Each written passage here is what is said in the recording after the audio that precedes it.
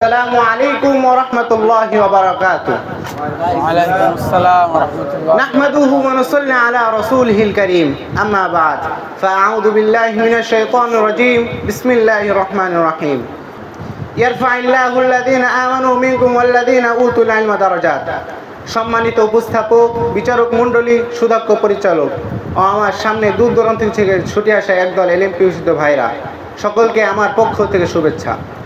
আজকে আমার আলোচনার বিষয় কওমি মাদ্রাসার অবদান ও ভূমিকা। আমি এই বিষয়ে সংক্ষিপ্ত কিছু আলোকপাত করতে চাই। ওমা তাওফীকি ইল্লা বিল্লাহ। শুরুতেই জেনে নেব কওমি মাদ্রাসা কি। কওম এটি একটি আরবি শব্দ, এর অর্থ গোত্র, জাতি, গোষ্ঠী, জনগণ। কওমি এর অর্থ জাতীয়। মাদ্রাসা এটিও একটি আরবি শব্দ, যার অর্থ শিক্ষা প্রতিষ্ঠান, অধ্যয়নের স্থান। তাই সুতরাং আমরা কওমি মাদ্রাসা বললে বুঝতে পারি যে এটা জাতীয় শিক্ষা প্রতিষ্ঠান। সুতরাং এই ধরনের মাদ্রাসাগুলোকে আমরা শিক্ষা প্রতিষ্ঠান বলে থাকি, কওমি মাদ্রাসা বলে থাকি। প্রিয় ছাত্র ভাইয়েরা, মানব জীবন এই পরলৌকিক প্রয়োজন সুষ্ঠু সুন্দরভাবে পূর্ণ করার জন্য ইসলামী শিক্ষার বিকল্প নেই। এই শিক্ষা ছাড়া পৃথিবীতে শান্তি শৃঙ্খলা সৃষ্টি হতে পারে না। এই শিক্ষা ছাড়া পৃথিবীতে শান্তি শৃঙ্খলা সৃষ্টি হতে পারে না। প্রিয় বন্ধুরা, চার দেওয়ালে এই কমজোর মাদ্রাসাগুলো থেকে দিনে দিনে কেমন মানুষ সৃষ্টি হয়েছে তা আর বলার অপেক্ষা রাখে না। কওমি মাদ্রাসাগুলো থেকে দিনে দিনে সৃষ্টি হয়েছে সভ্য, নম্র, ভদ্র, দেশপ্রেমিক, নিষ্ঠাবান, খোদাপ্রেমিক, দেশ, জাতি ও ইসলাম রক্ষার ক্ষেত্রে একদল নির্ভীক সৈনিক। এক কথায় বলতে গেলে অলিয়া আউলিয়া, গাউস, কুতুব, পীর, মাশায়েখ, যাদের সান্নিধ্য লাভ করে হাজারো মানুষ আর অন্ধকার পথ থেকে বিচ্ছেদ হয়ে একটি আলোর পথ বেছে নেয়। হয় একটি আদর্শবান মানুষ, হয় সৎ চরিত্রবান, হয় নিষ্ঠাবান। প্রিয় বন্ধুরা,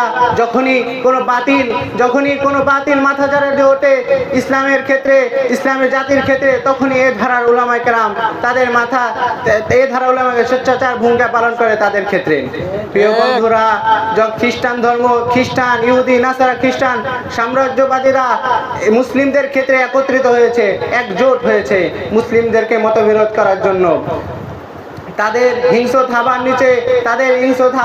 হিংস্র থাবায় অনেক মুসলমান রাষ্ট্ররা ধ্বংস হয়েছে। বাংলাদেশ বিশ্বের মধ্যে একটি অন্যতম একটি মুসলমান রাষ্ট্র।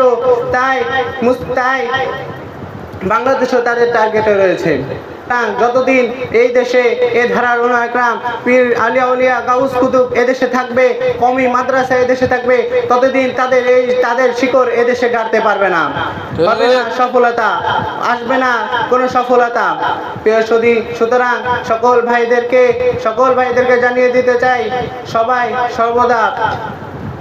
সর্বদা সতর্ক থাকার চেষ্টা করব। পরিশেষে আল্লাহর শুকরিয়া জানিয়ে বলতে চাই, আমরা এই শিক্ষা প্রতিষ্ঠানে পড়তে আসতে পেরে, শিক্ষা প্রতিষ্ঠানে অধ্যয়ন করে আসতে পেরে আমরা সকল গর্বিত। আমাদের জীবন ধন্য।